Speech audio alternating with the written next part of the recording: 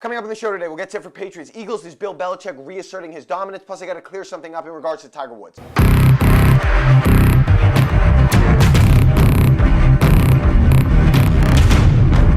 So the Patriots play their second preseason game tonight. They host the Philadelphia Eagles. I hate situations like this, but the Patriots will play the team they lost to in the Super Bowl in a meaningless, nothing preseason game. Just seeing those two teams on the same field tonight will sting, but whatever it is, what it is. The guy who's become my new favorite Patriot is Juwan Bentley. The rookie 5th-round pick out of Purdue has come on as a linebacker, as a defensive playmaker potentially. Those are the kind of guys that fire me up. I also want to mention the article that Chris Gasper wrote in the Boston Globe, talking about how Bill Belichick sort of reasserted his dominance after the contract extension that Tom Brady agreed to. Again, Bill Belichick can assert his dominance because Tom Brady lets him. It's as simple as that. Belichick was able to implement a Patriot way because Tom Brady bought in. Brady's already made it clear that he is okay getting paid what he gets paid, below market value. He's okay with it. This wasn't Bill reasserting his dominance. It was Bill doing what he always does. As a matter of fact, if Tom Brady was more of a nuisance financially, he probably would have been gone and Bill Belichick could have moved on to Jimmy Garoppolo. But even at Brady's advanced age, how do you walk away from a quarterback that's producing at that high of a level for that dollar amount? You really can't, especially when he shows no signs of slowing down. I mean, if you want to call all the incentives a power play by Belichick, go ahead. But one of two things are going to happen. Tom Brady would either decide that I'm going to make the money that I want to make, or decide that he's going to produce at an all-time great level for the New England Patriots. If he wanted the money, he get it. If he wants to play in New England, he get it. And he's clearly got the owners on his side. I mean, who really has the power here? I just want to touch on the incident that happened last night between the Marlins and Braves. Braves leadoff hitter Ronald Acuna, who had hit 3 straight leadoff home runs in the last 3 games, was hit by the first pitch by the Marlins to set the tone for last night's game. Now, I do think beanballs have a place in baseball, but not just because a guy is playing well. If a batter pimps a home run down 8-1, then you can hit him. If somebody on the other team executes a dirty play against one of your teammates, then you can hit him. But if a batter is simply raking, you don't hit him because of that. I thought this tweet from ESPN's Buster Olney summed it up perfectly. Quote, imagine if in the middle of a no-hitter, a hitter charged him out and whacked the unsuspecting pitcher on the arm with a bat just because the pitcher was dominating. That's basically what happened with Urania and Acuna, close quote. Baseball doesn't need that. Aaron Judge got hit in the hand, he's out 3 weeks, and now it's going to be probably 8 weeks. Baseball needs its stars in the game, and they can't be getting injured because the team's pitchers suck. Also, since Sunday in the PGA Championship, there's been some rhetoric out there that when Tiger Woods wins another major, we'll have to reopen the discussion about whether or not he can catch Jack Nicklaus's all-time major record of 18. Okay, I'm going to tell you right now, there is no chance that happens. Phil Mickelson has had a Hall of Fame golf career, one of the greatest careers ever, and he has 5 total majors. 5 total majors makes you a legend in the game. There's no chance Tiger Woods wins 5 more majors to pass Jack. 0%. He might win 1. I think he'll win 1. But 5 is not happening. There's too many good players. He's too old. That ship has sailed. All right, take your pick. Which is the better game? The 2006 National Championship Rose Bowl game between USC and Texas,